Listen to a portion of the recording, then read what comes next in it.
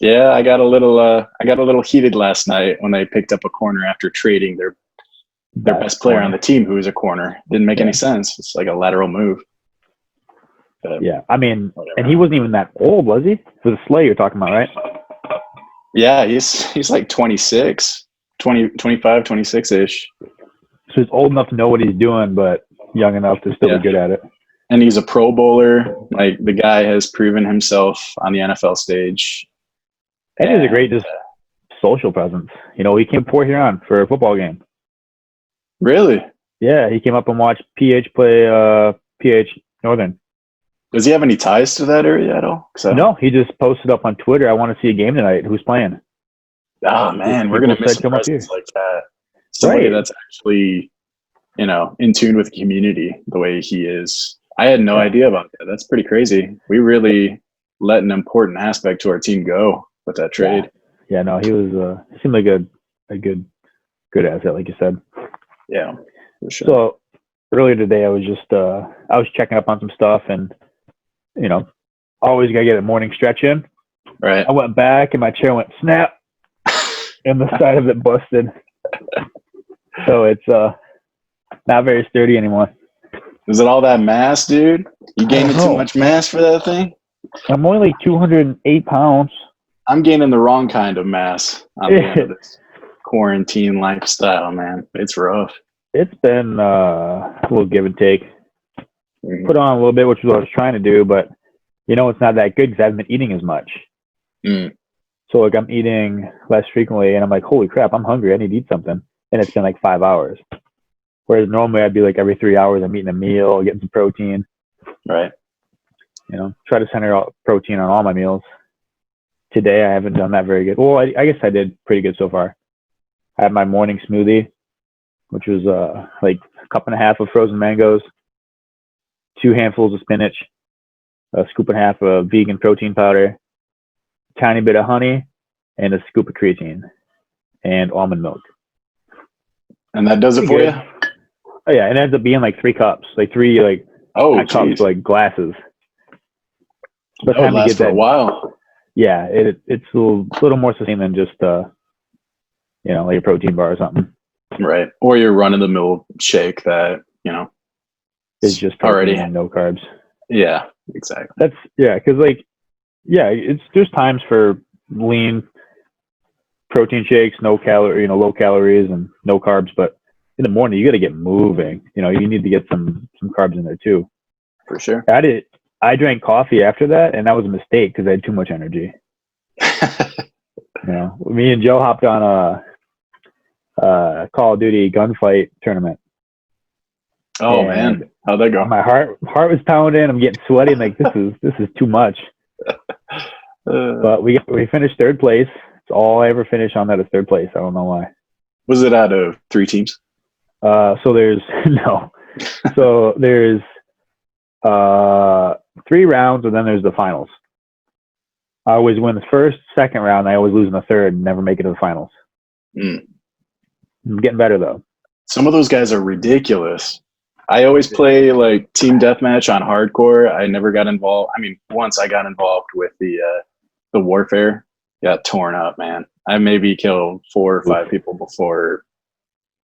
That's not bad though on Warzone. Got wasted. Yeah. That's pretty good. I mean, there's times where I get 1 kill, I'm happy. As long as I get a kill before I die. Right. Yeah. But yeah, no, and then playing that, I played some 2K earlier. That was fun. I was trying to get one of the high school players to play me, but they're all scared, honestly. They should be. There's one kid that I'm trying to set up with, but he's got PlayStation. I got an Xbox. So you're done with this semester of school then, huh?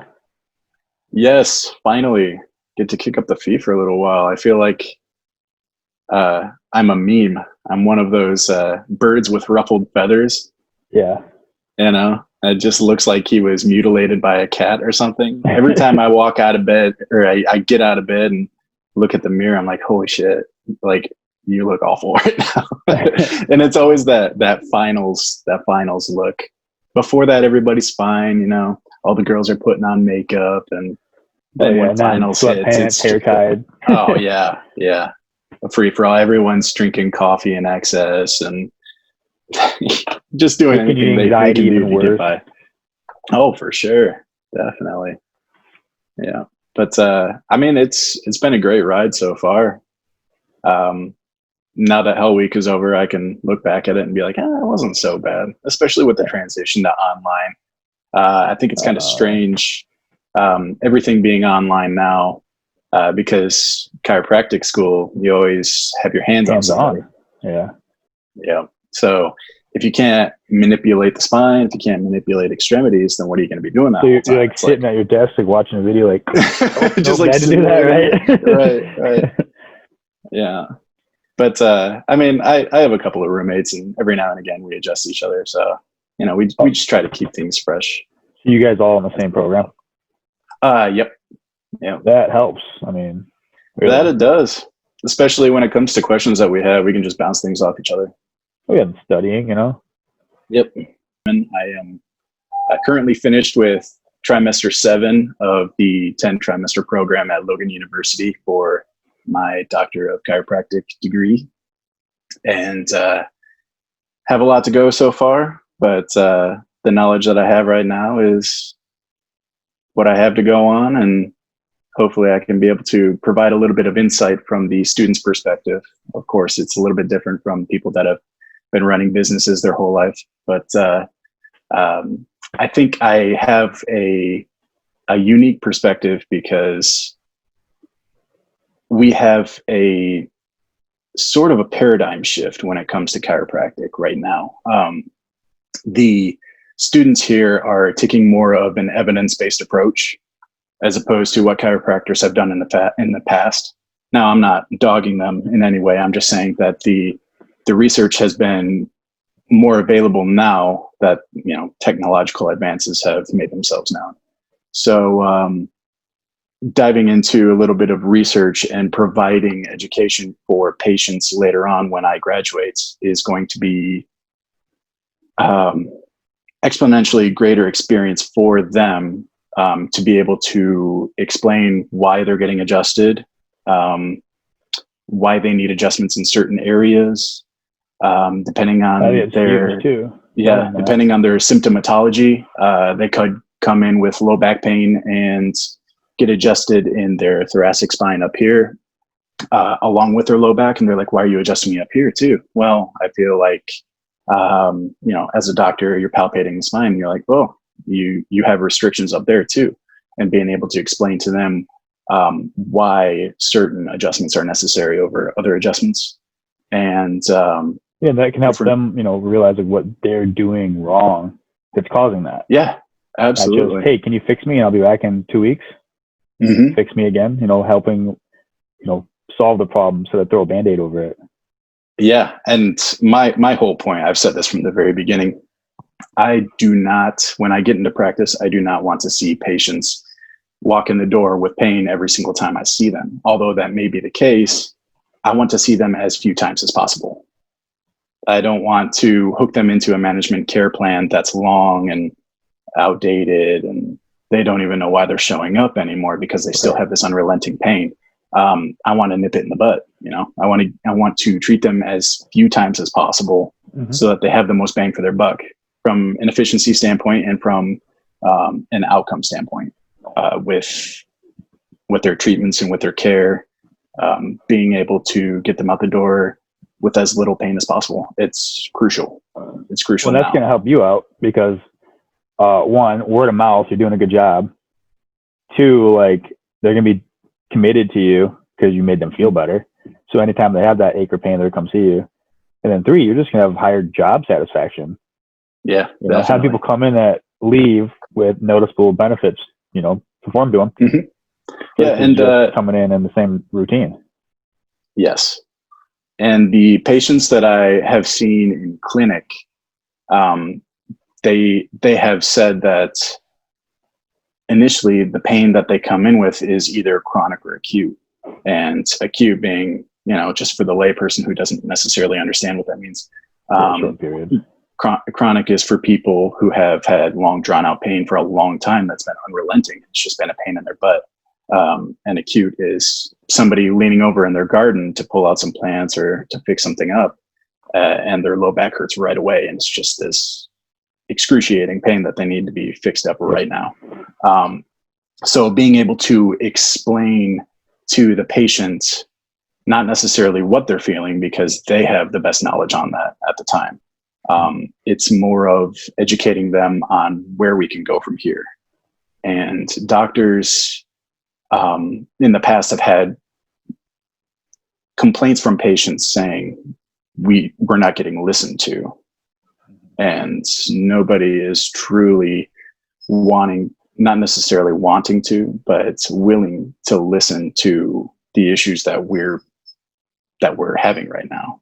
And that's crucial in the aspect of trying to figure out treatment for that patient. Well, then you mentioned the difference between acute and chronic pain or injuries, but I mean, it's possible that acute injury came from a chronic problem. Oh, absolutely. Right? Like poor habits or lack of mobility of a certain joint. Yep. Can cause, compensations through other muscles and cause pain at a later time. Yep. They might think that, just because I stepped wrong, but maybe you didn't step wrong. Maybe you've been bending over to pick up things wrong your whole life. Mm-hmm. Yeah, it could very well be a motor programming issue. And that's where a lot of the newer functional assessment programs that we've been learning through chiropractic school, they come into play. Educating the patient on what movements that have compromised them and make them less structurally sound. And that's why they're more prone to injury quicker and more often. Oh, yeah. I know I took a course last fall on barefoot training. So now I'm a certified barefoot training specialist. I'm one of 11 in the state of Michigan. Wow. But that's huge. I mean, it makes sense. I coach track this way from the toes up, because if you're going through, let's say, discus, for example, the big heavy metal plate that you throw out. I think you threw that, didn't you? No, you played baseball. That's right. Yeah, I was a baseballer. Okay. But so like our basic first thing we do the first day of practice is we go over footwork for an hour. So I mean, that alone should tell you that the feet are important. And we're going through how to throw, and your foot's got to turn right, because if your foot moves wrong, then your knee's gonna move wrong. If your knee moves wrong, then your hip moves wrong. If your hip moves wrong, you're not getting enough power through. Well, same thing with just daily activities, walking. I've noticed, after studying different things that, different aspects of this program, if I've had injuries, I've had muscle tears. I've torn my right hamstring, left quad, pulled my left hamstring, torn my left bicep,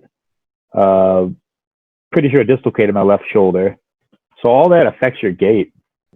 And I've noticed that since those all occurred within 4 years of each other.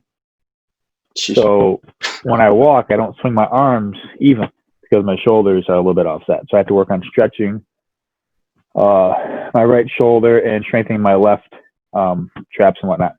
Anyways, point of all this is, if you're walking without a proper gait, or just a little bit of an imbalance between the two legs, that's caused compensation. So my left calf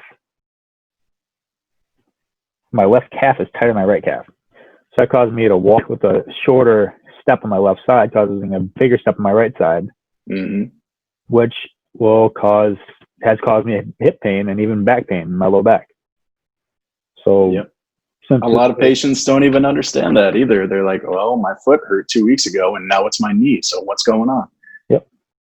I mean, a lot of it has to do with the kinetic chain of motion and other components as well. The myofascial system, people dealing with trigger points, they're like, well, I have this, this balled up issue deep in my muscle, and I don't necessarily know why it's causing pain in that area, but I also have pain in other areas that I've never felt before. Well, going down the list of musculoskeletal components that could attribute to this pain that they're talking about that was caused later, it all could be rooted from the same thing. Very much so. When talking about like I wanted to ask you, so with the barefoot components of motion, what was one of the primary principles that they were trying to drive home with you? The biggest thing was just paying attention to the feet. So a lot of times, this is the biggest thing I took away from the whole course. Your feet and your hands are pretty different, right? Mm-hmm. Well, your feet should have pretty similar dexterity to your hands. Do they? No. Not at all. So we wear shoes all the time. When you have a kid, the first thing you do is go get them new Jordans because it's cool. So like when their feet are this big, they're wearing shoes already. So imagine wearing mittens your whole life. Mm-hmm. You're not going to be able to pick up things very well. So what happens is our feet, like we just become disassociated with them. We just kind of walk around on these clubs. You know, we don't think about stepping, hitting with our heel, rolling through the foot, or squeezing with the toes to step through. We just kind of clop around. Mm-hmm. And you can really tell if that's you, because when you walk around in the house at night, if you make a sound, that's you. So I noticed I made lots of sounds when I walked. So first thing I teach, especially my elderly clients, because these are the people who have dealt with that the longest, is you want to roll out the muscles on the bottom of your feet. So this is what most therapists recommend is a lacrosse ball. I don't have any left, I don't believe. But what I like to use is these little spiky TheraBalls. And I buy mine honestly from Five Below, and they're $2-3 a piece. And I buy them in sets of 10. Hand them out if I need to. But you put it right on the bottom of your foot and roll from about your arches to your heel. Mm-hmm. And the ball works good because it massages the muscle. But I like the spiky ball because not only are you massaging the muscle, you know, with the spheric shape, but you get the point sticking into it. And then that also stimulates the nerves because it doesn't feel the greatest. Right. Should be more aware. You can be more aware what your foot feels like. Yeah. And a lot of people nowadays, they have extreme sensitivity in their feet and they don't necessarily know what it came from. So yeah, driving home the point of barefoot functional exercises, my goodness, it's crucial. Yeah. It's crucial. So you're definitely onto something. I mean, the fact that you're one of only 11 in the state of Michigan is beyond me, because that's something that people need to know. Well, they need to know about it. Oh, and it's huge and it's different. It's tough though. I put myself through an evaluation and tried some balance exercises, and you'd think balance is for 85-year-old John, you know, some old guy who's, you know, just losing balance. No, we stopped playing. Most of us, you know, if you play sports, high school, by the end of high school, you're not really playing a sport for most people. If you're lucky enough to, you know, you've got that chance.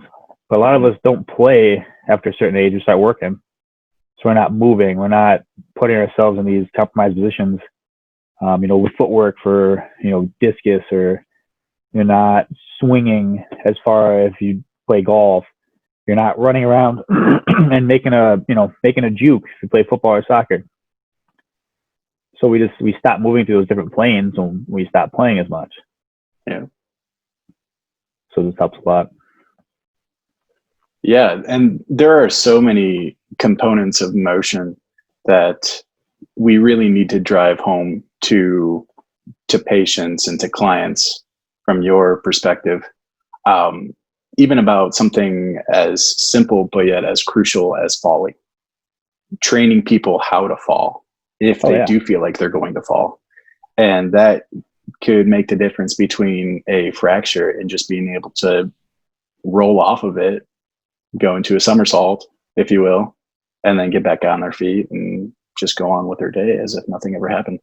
Well, that's a great point. I know with my elderly clients, I work a lot on balance, and I work a lot on getting up off the floor. Mm-hmm. You know, but I actually haven't really touched how to fall. Mm-hmm. So this sounds like a good opportunity for Mr. Grundman to teach us how to fall properly. Yeah, and it's an awkward thing to teach because you never want to put people in that circumstance of where they feel like they're going to fall, because that's where injuries happen, of course. But so I think, but you're definitely onto something when it comes to balance. I think balance is crucial with it. We'll have to make another podcast down the road when I learn more about the actual falling techniques. But I'm just trying to think of how I'm imagining like the worm. Yeah. do the worm. Just doing the wave. Just to keep it, to keep it smooth. Because, if you go right down to your hand, at the very least, you're going to have sprained wrists. Mm-hmm. You know, that's if you don't break anything in your arms or dislocate your shoulder. Right. You know? But from more of a simple technique to teach patients, I think you're really onto something with getting up from a chair, sitting down, trying to get into a chair. I have young athletes trying to do some of the chair exercises and they struggle. Single leg squats from a chair, they're tough. Do 8 of those, see how you feel. Yeah, it is a very quick breakdown to realize just how little balance somebody might have. And honestly, from a functional movement perspective, that's huge. Yeah. If somebody can't stay on their feet, then how do you expect them to be a dynamite football player later? You know, it's something to train from a youthful stage later on in life. But training people that are older, you have to break it down to almost like a grassroots approach. There's this thing called DNS that they've trained us. I don't know if you've ever heard of DNS, but it's dynamic neurostabilization. And it is a program that teaches patients from the very beginning, no matter what age they are, it takes them back to their youthful movements. So back when they were a baby, going from a crawling position, hands and knees, to getting up on their hands and feet in like a bear crawl type motion, while they're stabilizing their core and recruiting specific muscles in their region that helps them to avoid injury down the road. Because one of the biggest issues that we have nowadays is people that are overcompensating in one region, and it doesn't necessarily help one side more than it helps the other when it comes to efficiency of movement. But it very well can cause injury. And I think that's crucial. It's something that I will probably talk about every day and try to drive home with my patients is the efficiency of movement. I mean, you've got to be able to balance out the kinetic chain and recruit specific muscles to avoid that injury. The synchrony of movements, if you will. Yeah, and working from the chair, the reason why I focus on that a lot is let's say there's three things you want to do your whole life. You want to be able to lay down and sleep. You want to be able to stand up, and you want to be able to sit in a chair, because your whole life, at some point during the day, you're going to have to sit down somewhere. Mm-hmm. No matter what you do, you got to sit down at some point during the day. And you want to be able to handle that on your own for as long as you can. You know? Yeah, definitely. And it's realistic because everybody's doing it. It's not like you're trying to train the geriatric population to do a one-legged squat like Christian McCaffrey can, or somebody who is an elite level athlete. Oh, I do have a client who just turned 83 about a month ago. Yeah. He, as a young kid, he had polio, so he only has one leg that works. Okay. And we've done 15 sit-to-stands in a row from his chair with one leg. That's huge. Yeah. Wow. You know how many of my kids I trained that could do that? Maybe half of one of them could do that. Yeah. That's awesome. but that just shows, it's not, I mean, he still says to this day, like, man, I wish I would have started this years ago. I'm like, now we started it a year and a half ago. We started training together, and like, he's progressed so far from that. I said, you can't do anything about the past, but you did a great job of getting started. Yeah. And he hadn't really worked out he worked out a decent amount when he was younger. First day I took him to the gym, he knocked out a chin up. I'm like, holy. I'm not gonna lie, I was a little nervous when he tried. Yeah. Just because, that's just trying to brace him while he was doing it. And you're like, he's like, no, I want to try it. So I like, okay, I just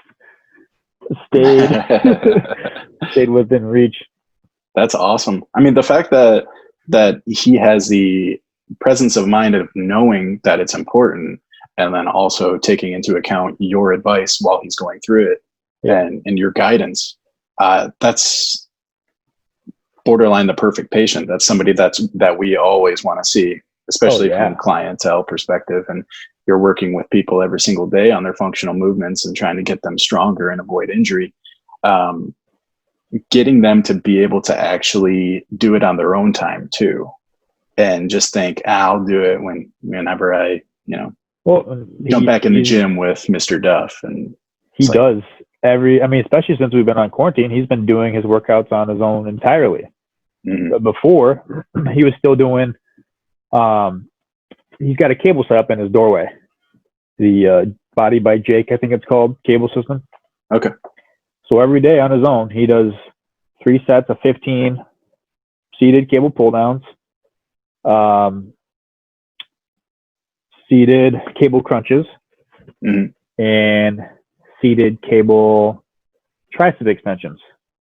Does those every single day. And then he works, when I come see him, we work more on balance and some lower body exercises, just so he has that peace of mind. Someone's there to catch him if he were to stumble.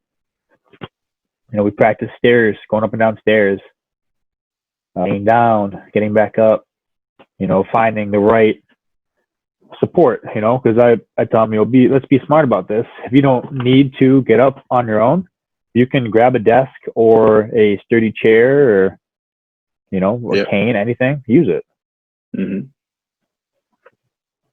Yeah. Anything from a daily movement perspective, educating them on something like that, it could make all the difference.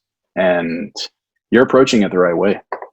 I'll be frank with that situation. It's something that people need to do every single day, is to understand what they can and cannot do and go from there, and always try to improve those motions, and giving them the presence of mind that they can do these things, and also making them aware of what they can do. It makes all the difference between how they approach walking on something that's slippery, like a sidewalk with ice, or stairs without a railing, something like that, and knowing what they can and can't do, just to help them avoid that injury. It's huge.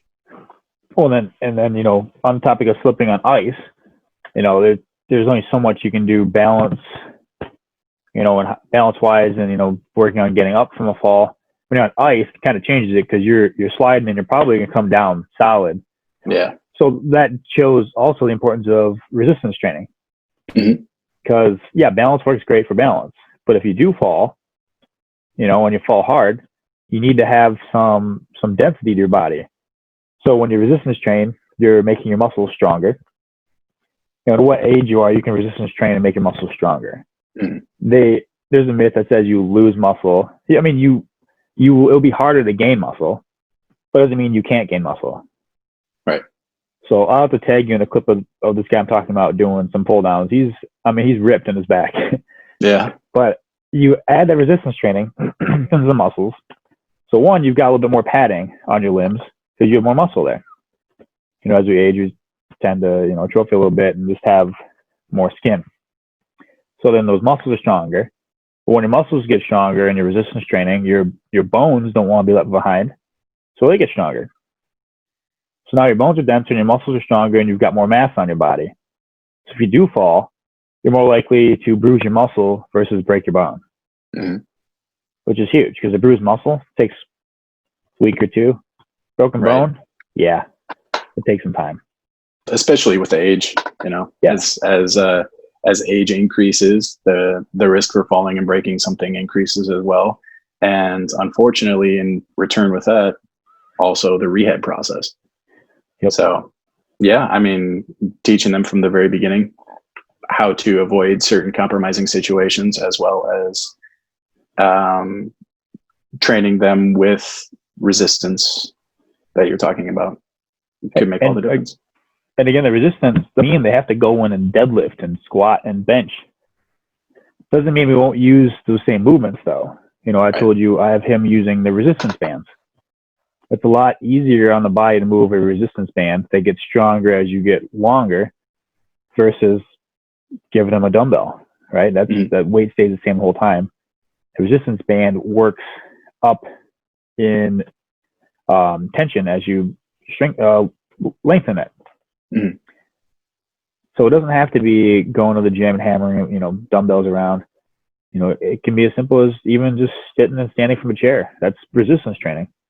Oh yeah, definitely. We refer to it as closed loop whenever they have their feet on the ground. I don't know if you guys refer to it as closed chain, closed loop. Yeah. Okay. Yep. Yeah. And when it comes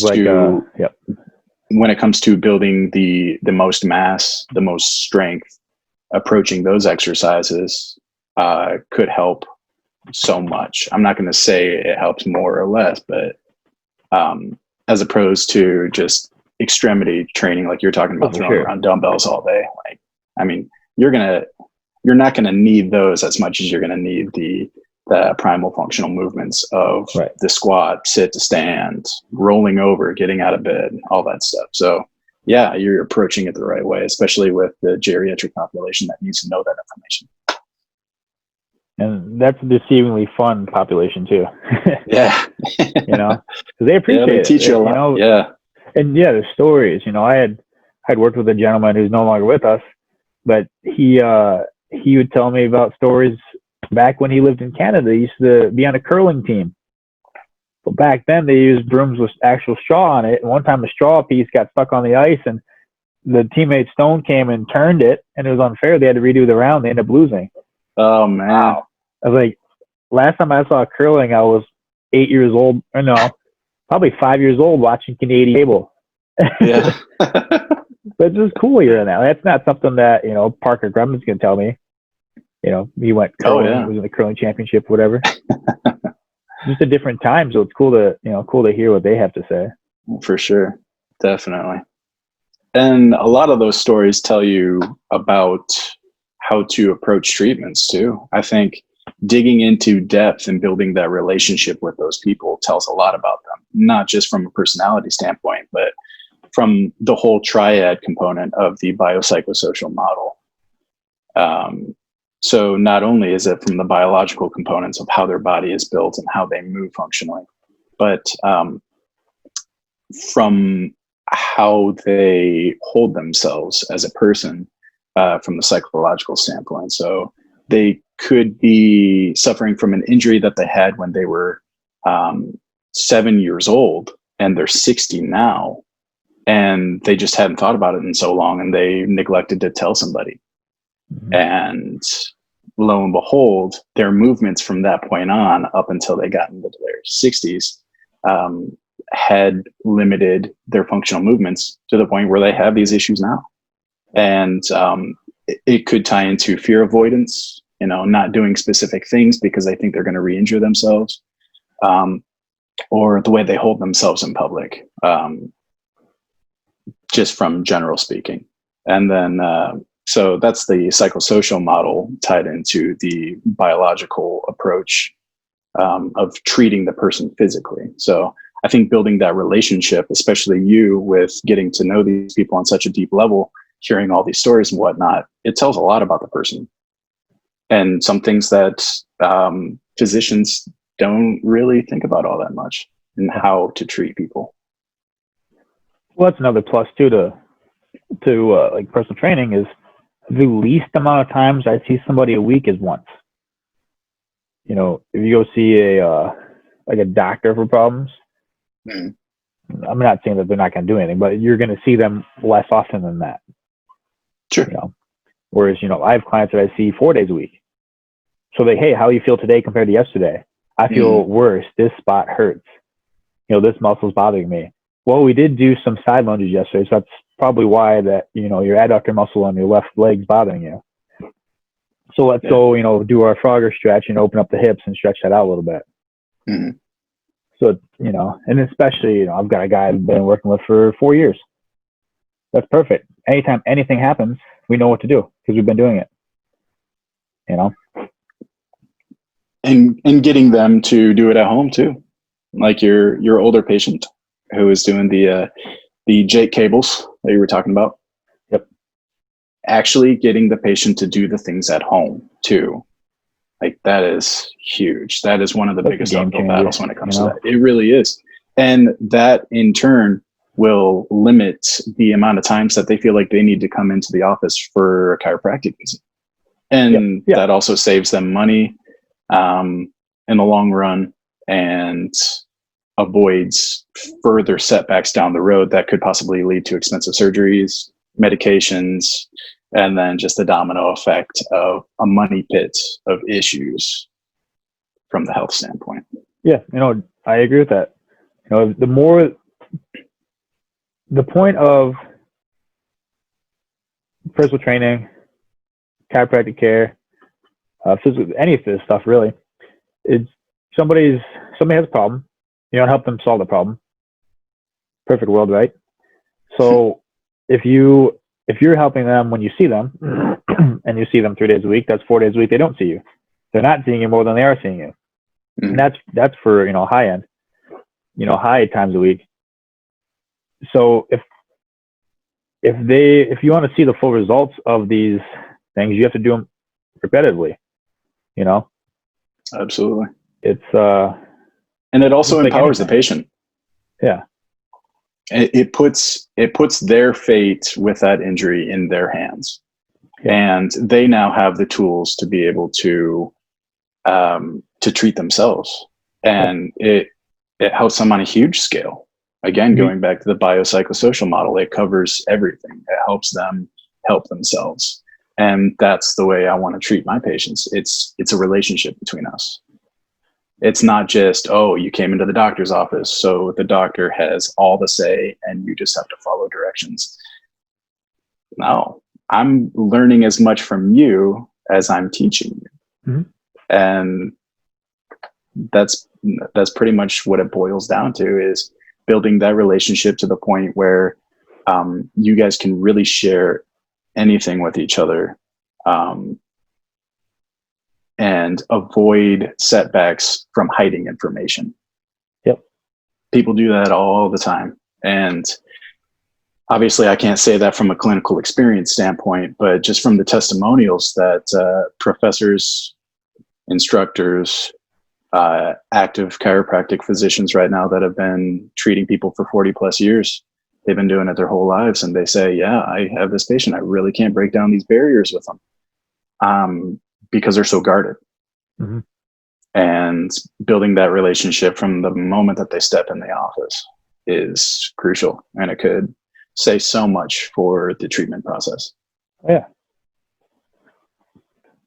By the way, I'm impressed with all the reviews that you're getting on your Instagram page.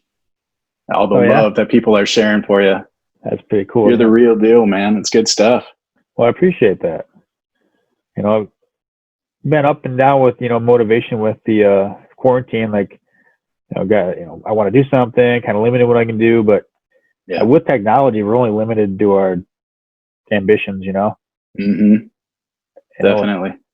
You can sit around and just kind of bum around and coast and wait for it to be over, or you can be proactive and try to get something done. And it's not going to be that way every day, but you got to do your best to keep it. Something like this could also build a structured format in case something later happens down the road where we get into the same situation where we have to quarantine. You already build the software, the telemarketing, telehealth, whatever it is that you wanted to approach with your approach to training your clients.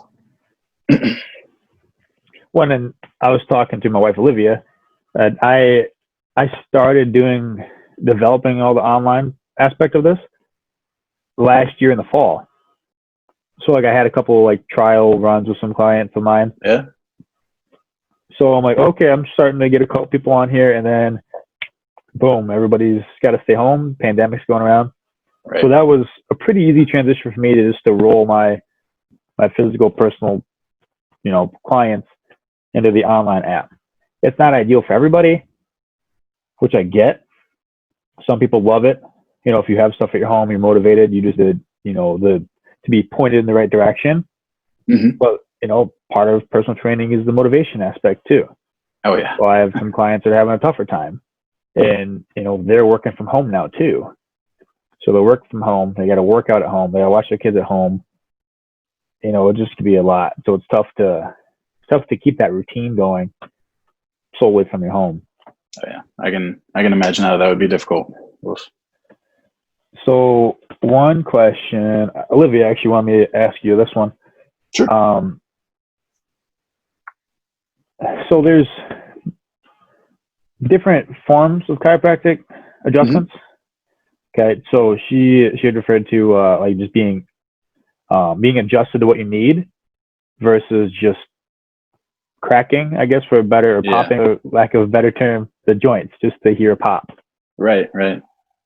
So I guess what are the variations, I guess, the techniques you can use? So there are a lot of different techniques that we can sign up to learn.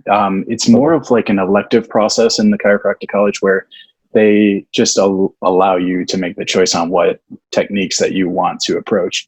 But one of the basics is diversified adjusting, and that's your run-of-the-mill high velocity, low amplitude adjustments where somebody puts their hands on you and they contact let's say the spinous process to other structures in the neck, and they just kind of feel for restrictions like that, and they provide a specific high velocity impulse while rotating your neck like this and driving on a plane in a specific motion where you feel those cavitations.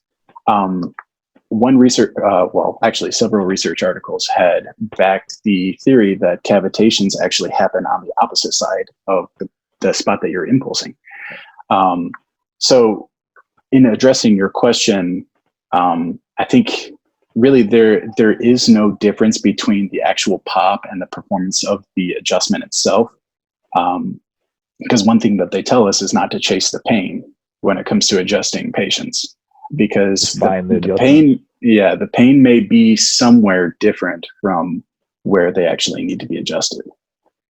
And that has a lot to do with the decision-making process of where to adjust somebody. And a lot of chiropractors can take the approach of adjusting every spot, and that's not necessarily efficient from a patient health standpoint, meaning that, and from an efficiency standpoint of timing.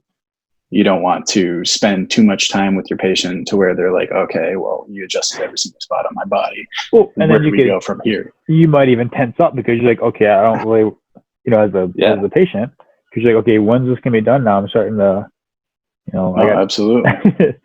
Yeah. So one of those things is the high velocity, low amplitude adjustments through diversified adjusting. Another one could be the Thompson drop tables. So that is another technique where they use hydraulic tables. And that's what I'm familiar with. That's what I've had done. It's almost like it sounds like there's an engine running on the table, and it's buzzing like there's a generator, and there is a pressurized component to it where there is a drop in the table that's like a jolt.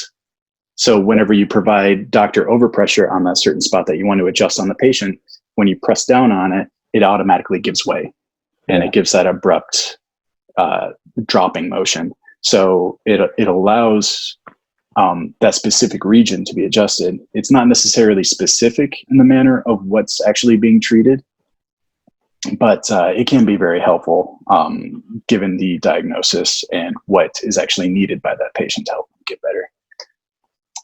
Let's see what else we got here. So I guess so the answer to the question is, I guess, makes sense, because personal training is the same way. You know, everybody's got their own principles, you know, you can follow. There's Poliquin principles. There's just like the traditional periodization. There's, you know, like HIIT training. I mean, you could, this all personal training, you know, yoga, you know, flow classes. So yeah, they're all amongst the broad spectrum. Yeah. Of Exercise. training. Yeah.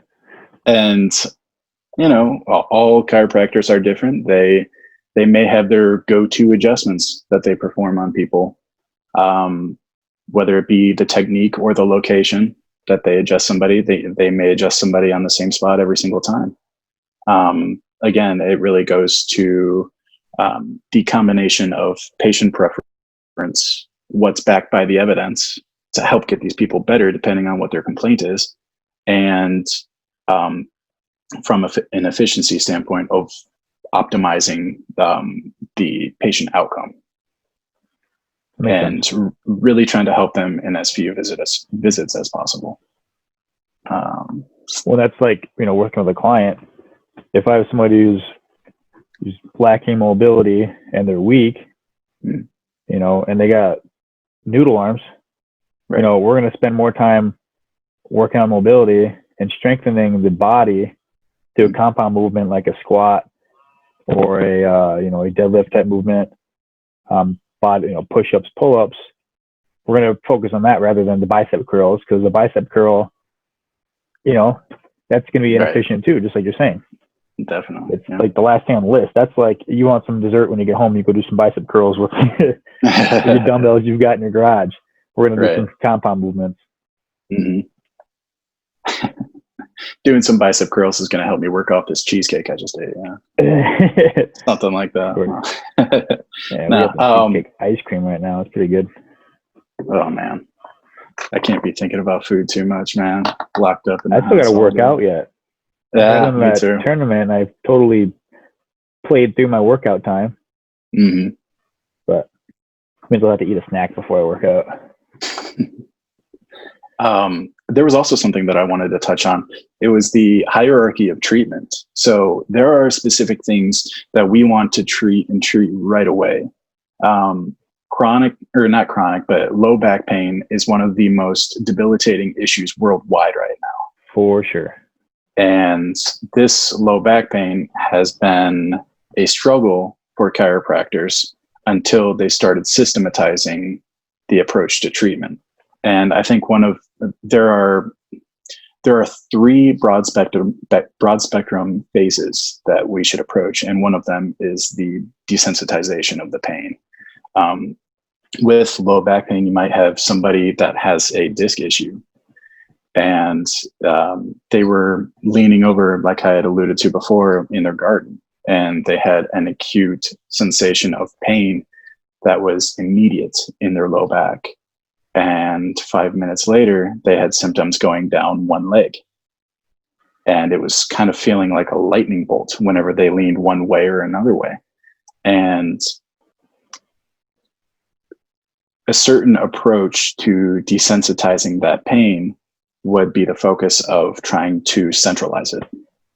So getting them in specific motions that may be painful, but reproducing the pain with certain exams gives us that certain diagnosis.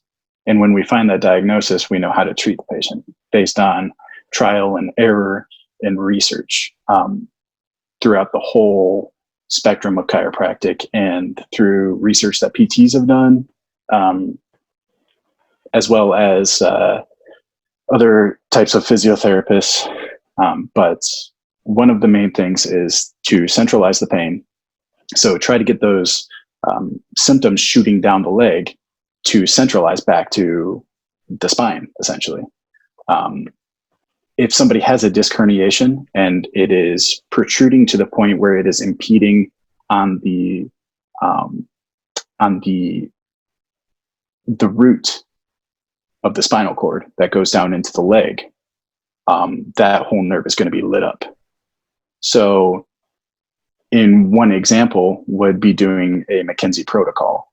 And the McKenzie protocol entails doing specific low back exercises like laying down on their belly and pressing up.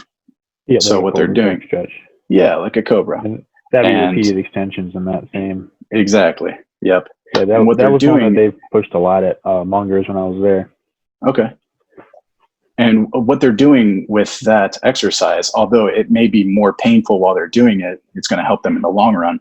So they have that protrusion of the nucleus pulposus that we're trying to place back into the specific position that it was. Mm-hmm. So helping that disc to resorb and reshape the form that it was before. It may never go back to the exact same way that it was before because of that acute style injury, but trying to promote stimulation of healing through those exercises actually helps it reshape and gets the nucleus pulposus back into the disc, and it allows the centralization of pain because all of that inflammation and acute pain that they're feeling shooting down their leg is ultimately retracting back to the spine. So you have phases within these treatments where they feel like their symptoms are going down the lateral aspect of their leg, and then it goes to the posterior aspect of their higher thigh, right around the gluteal fold of their butt, essentially. And then it goes to their hip, and then it goes to their low back in phases of recovery. Again, that's just a very broad adjustment therapy that you could use. Doesn't necessarily mean that all of these patients are going to react the same way, but that goes with very helpful. Doing things on your own. Because if you show them to do that cobra stretch or the repeated extensions, like leaning over a counter, if you show it to them and they do it, that feels okay. Or, I don't really notice much. Mm-hmm. Well, yeah, but you keep doing that for a month, every day, a couple times a day, and it's going to feel better. Mm-hmm. It's not just going to happen. An injury didn't happen over time. That's what I like. Or, your body fat didn't accumulate overnight. But this all took time to happen. It's going to take time to resolve it. Yep. And a lot of people that come into the office are like, okay, treat me so I can walk out of here pain-free. Well, it doesn't necessarily happen like that on the first couple of visits. It takes a lot of time and effort on their own part, like you're saying. You could very well feel better. I would tell them in some instances, okay, well, do 3 sets of 15 cobra exercises to help centralize those symptoms through time. Do it every commercial break. Mm-hmm. Maybe not 3 sets, but let's do 1 set of 15 every commercial break, and let me know how you feel within the next 3 or 4 days. And that goes to one of the questions that you and I were actually talking about in a text message before, was how often do you treat your patients? Well, it obviously depends on the symptomatology of that patient and the presentation, how they handle pain. So if they don't handle pain well, we want to get this, fixed as soon as possible. Obviously, this is something that everybody wants, but I think under certain circumstances, it takes a lot of getting to know the patient to understand how quickly they can recover with certain exercises. So there's not really a specific answer to that, but one of the go-to responses for somebody that's in acute pain is 2 to 3 times per week for 3 weeks or so, and we'll see where it goes from there. And then we'll do a reevaluation later and see how your symptomatology is presented. Yeah, and again, that'll go back to what they do on their own, how severe it is. Right. If they hammer out, they have a small amount of, like I've had it where my hip just feels a little off. That's it. No pain, just off.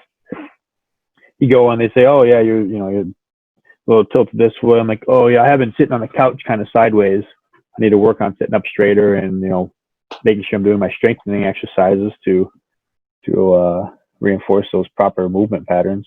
Mm-hmm. Absolutely. I think directional preference has a lot to do with that. And that's one of the things that they preach in the McKenzie protocol is figure out what position the patient is in most pain and then try to push them. So if they're leaning to one side because they're in fear that leaning to this side is going to bring out more pain, what you need to do, in fact, it kind of sucks, is pushing them back into that side of pain, to help them actually recover from a disc injury like that. Well, that makes sense. Yeah, absolutely. When you're doing people, one thing and causing pain, so you do the opposite. Mm-hmm. Yep.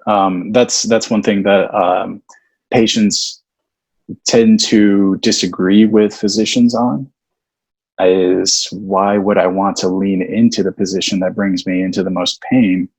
Well, the answer is because it very well, through a trial of care and through treatments that you do at home, like exercises and whatnot, it could get you better faster.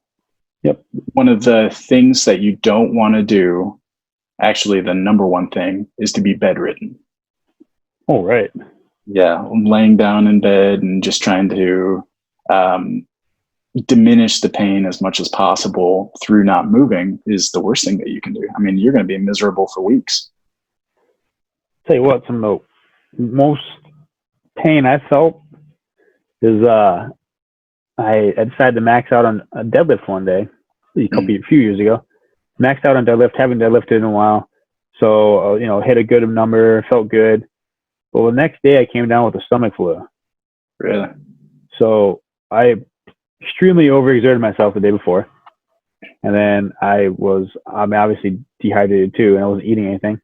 But then I was laying in bed all day. Yeah. My body ached so bad. Yeah, that is a perfect storm, because it prevents you from doing what you know is going to help you initially, because you're just sick as a dog, Oh, that's rough. Yeah, but for those people that are fear avoidant, they don't want to do it because it hurts. That's a natural response. Anybody would do that, but science has shown, in fact, that motion is lotion. It's what's going to get you better quicker. That might be the name of the podcast. I can't for today. Yeah, I can't take that as credit. It's one of our it's one of our club phrases, if you will. Okay. I'm in a couple of clubs at Logan where they talk about rehabilitation a lot, and there's another one that is Motion Palpation Group, and the Motion Palpation Institute has done wonders in the efforts to get these students' hands on as many people as possible. So we are constantly adjusting on each other. And there are instructors and licensed chiropractors that are there to, keep people safe, essentially. We're not allowed to legally adjust each other without a licensed physician there to oversee what's going on. So that's how we go about it.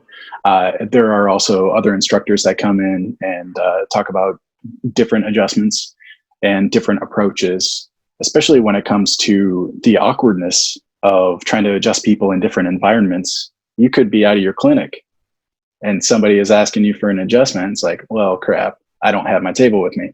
Well, so they teach ways that you can adjust people in awkward environments. And I think it's phenomenal, especially from the point of really preaching specific techniques that could help you maximize the effects of the adjustment with that patient, even though you're not in an office. That's pretty cool. Yeah. Mobile chiropractic care. You get yourself a van. Yeah, get an RV and travel around. I mean, that'd be great though if you're, if you're watching, buddy's kid play soccer, or you're at a track meet and something happens. Or if you never know. Hanging out with your family and dad says, "Oh, my, I don't know, my neck's bothering me a little bit." Oh, here you go, Dad. Yeah, it's happened a few times. Family get-togethers, family reunions. Oh, you're in chiropractic school, huh? Yeah. Adjust me. Yeah. One other thing that I wanted to touch on, adjustments are not the end all be all for treatments with chiropractors. There was a recent study that had come out stating, let's see if I can find it real quick here.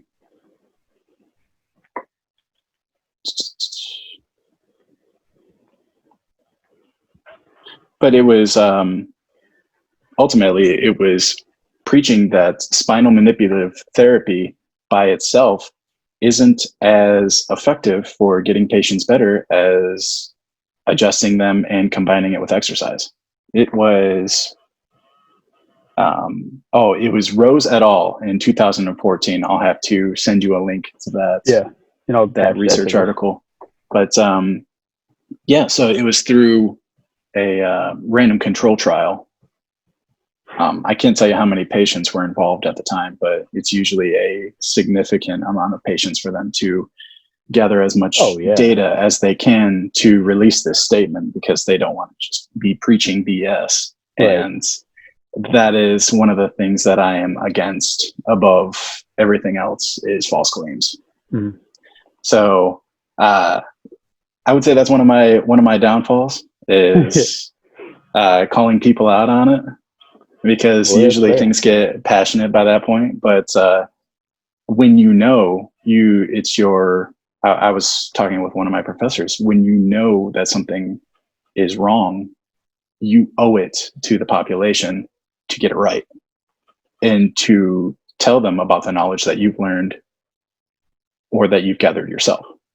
Yeah, for sure. Because we are doing a disservice to the whole patient community. If we don't let them know, oh, by the way, this is crap. Because then you might see somebody get hurt because they're doing something improperly. Absolutely. Yep. And that only boosts your credibility. Yeah, I think it does. I think that's one of the feathers that I want in my cap is to be reliable when it comes to that kind of thing.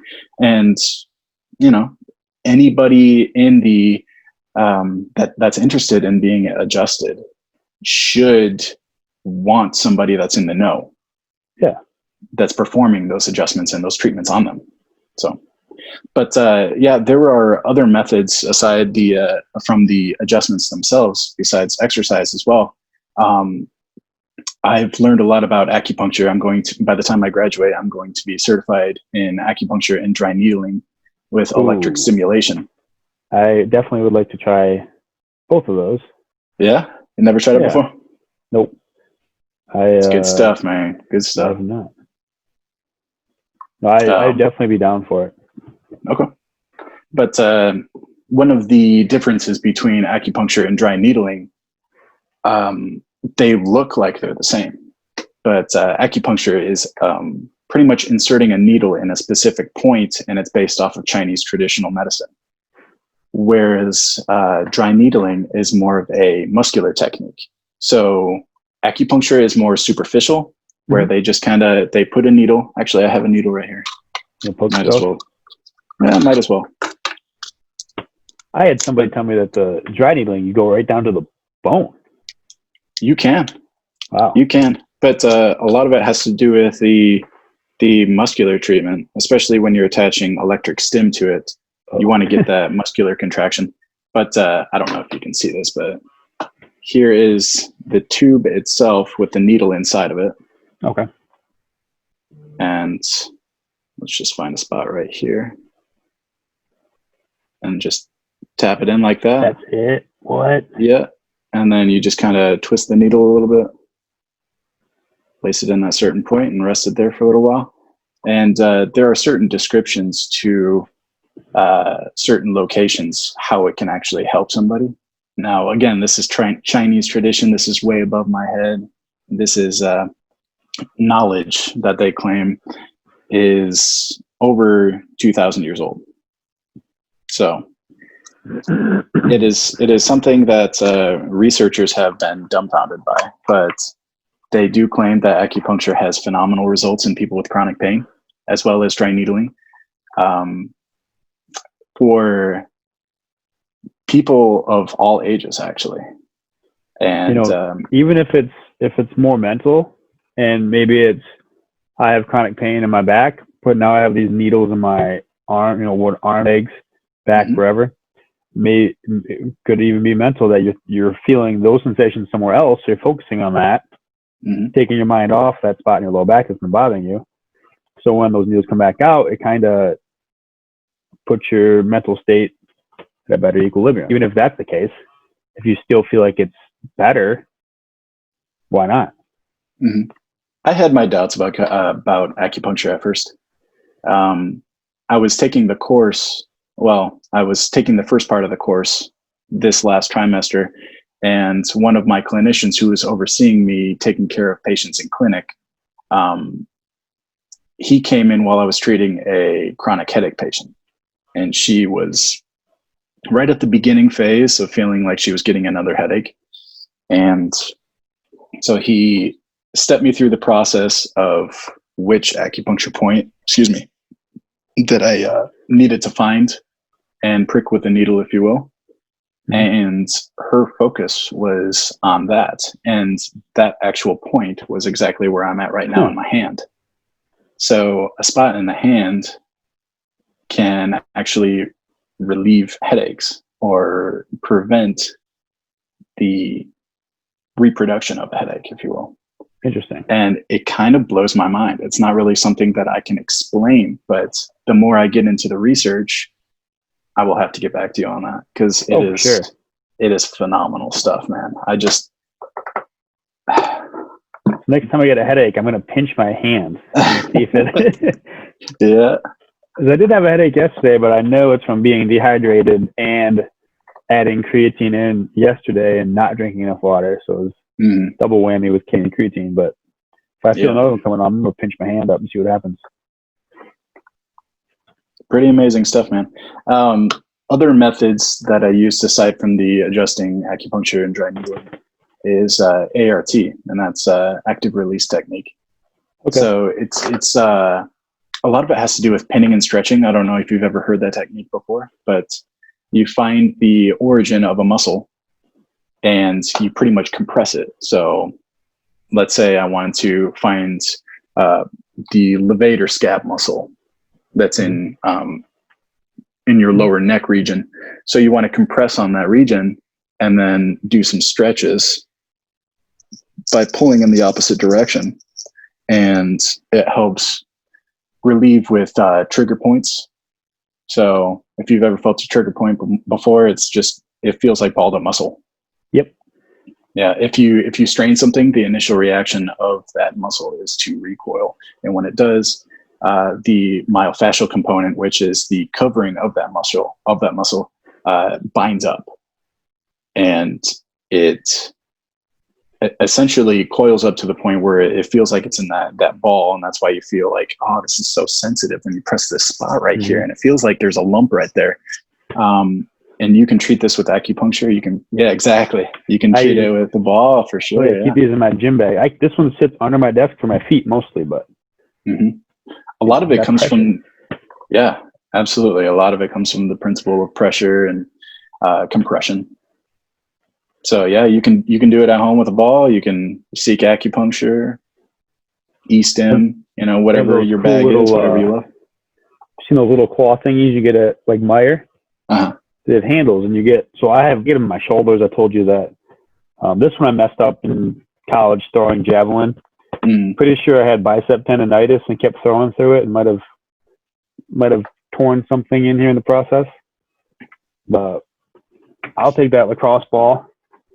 A lot of times in the back, right about where the trap connects, behind the shoulder. And then I'll stretch out my chest, because I'll roll forward like most people. It's good stuff. That compression will let your body know that something isn't necessarily that normal that's going on. So it sends blood flow to the area, and then all kinds of biological components that go towards repairing whatever structure it is that you feel like is bothering you. Just another amazing component of the body is its ability to heal itself. So it's pretty cool. One other thing that I wanted to touch on was the instrument-assisted soft tissue. So there is a course that I took this last trimester And there are certain tools that they use for scraping, if you will. Mm-hmm. And it's for superficial muscle as well as skin and myofascial treatment to kind of go along the same line of compression therapy and going along the striations of the muscle fiber to help relieve whatever pain it is in that area. A lot of these things go along the same principle of adjustments themselves. When it comes to feeling pain, the implementation of proprioception to that area, which is ultimately your body being able to feel whatever structures there are in space. So me being able to know how far my hand is going to go grab something is proprioception. Mm-hmm. It's along the same lines, but the sensory component to the proprioception takes higher priority over the pain stimulus that goes to your brain, telling your brain, oh shit, I'm in like some serious pain right now. Mm-hmm.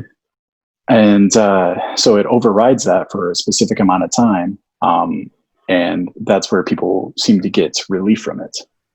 And that's one of the baseline components of how adjustments make people feel better. Again, it's not an end all be all. It's not going to make you feel better for a long period of time. It's very, very short treatment time, but there are a lot of long-term effects that could help through that treatment approach. Even if that is just a short-term improvement, and it's somebody with that chronic pain and they feel that relief for a short period of time they haven't felt in years, I mean, you at least got them bought in. Right.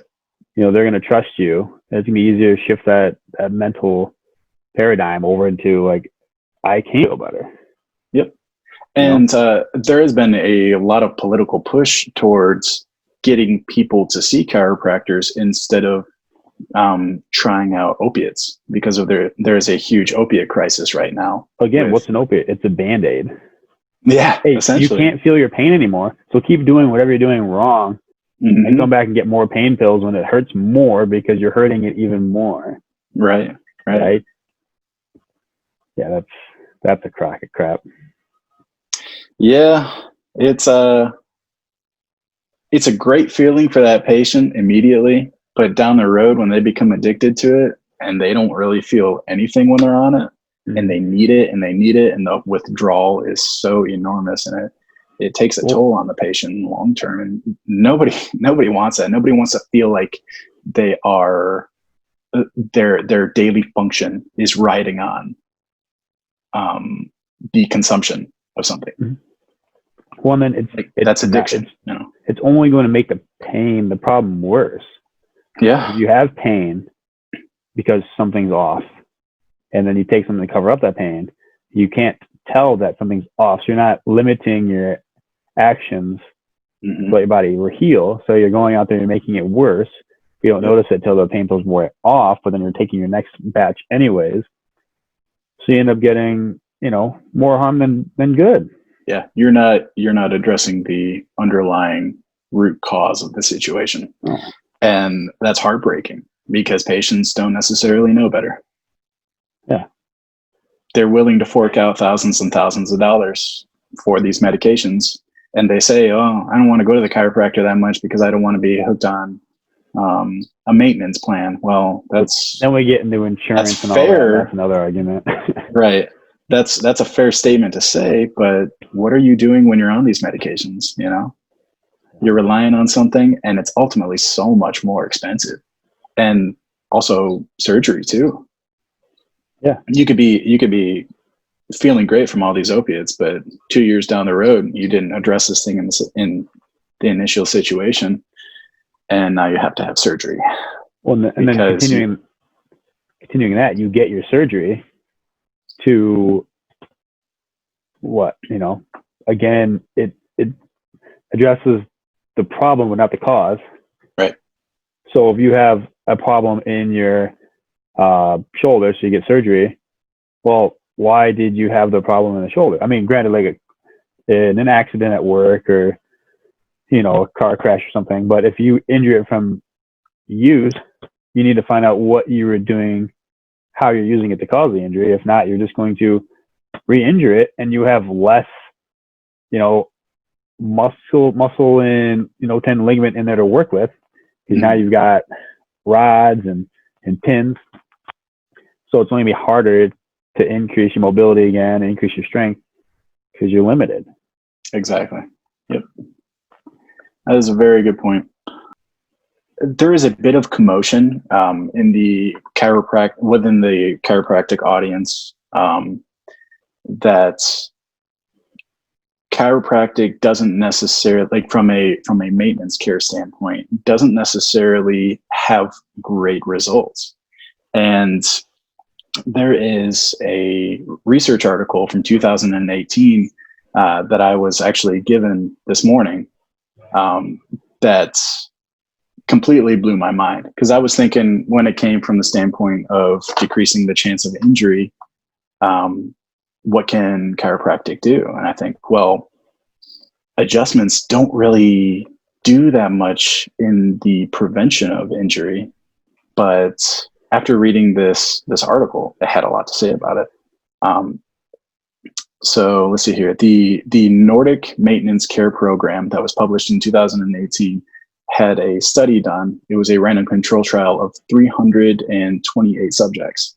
And what they had stated was that maintenance care was more effective than symptom-guided treatment in reducing the total number of days over a 52-week program with bothersome nonspecific low back pain, which is what we covered before. It's an epidemic,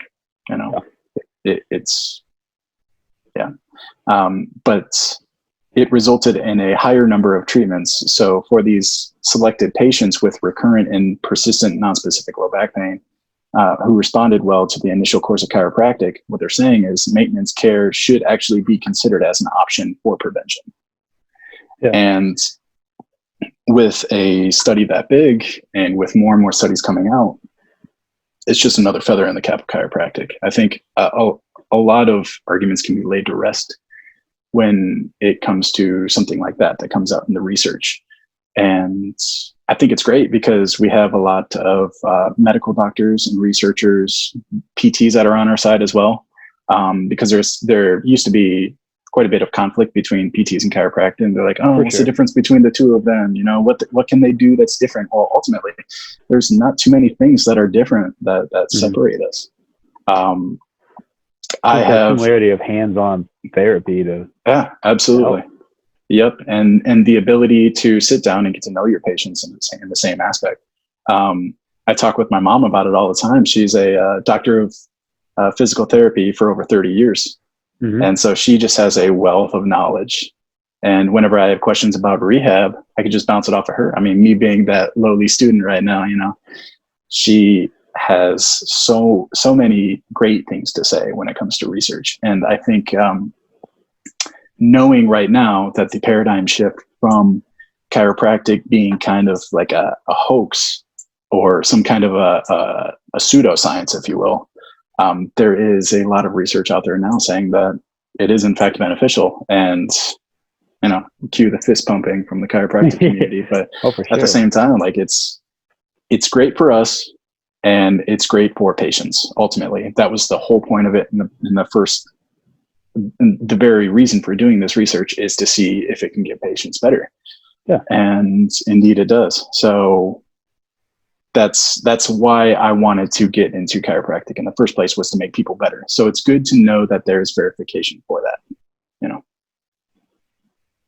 I like it. So that in combination with, PT, physiotherapy, exercise, everything that you're doing right now with your training regimens, with your clients, man, it's dynamite, All right. Well, it's fun hanging out. Yeah. My headphones are dying as we speak, so it's perfect timing. See, I got these old dinosaur ones right now, so they're not right. Oh, yeah, I got these boys. Oh, yeah. Sounds good. Thanks again for having me, man. All right. It's fun talking, guy. All right. Talk to you soon. See ya.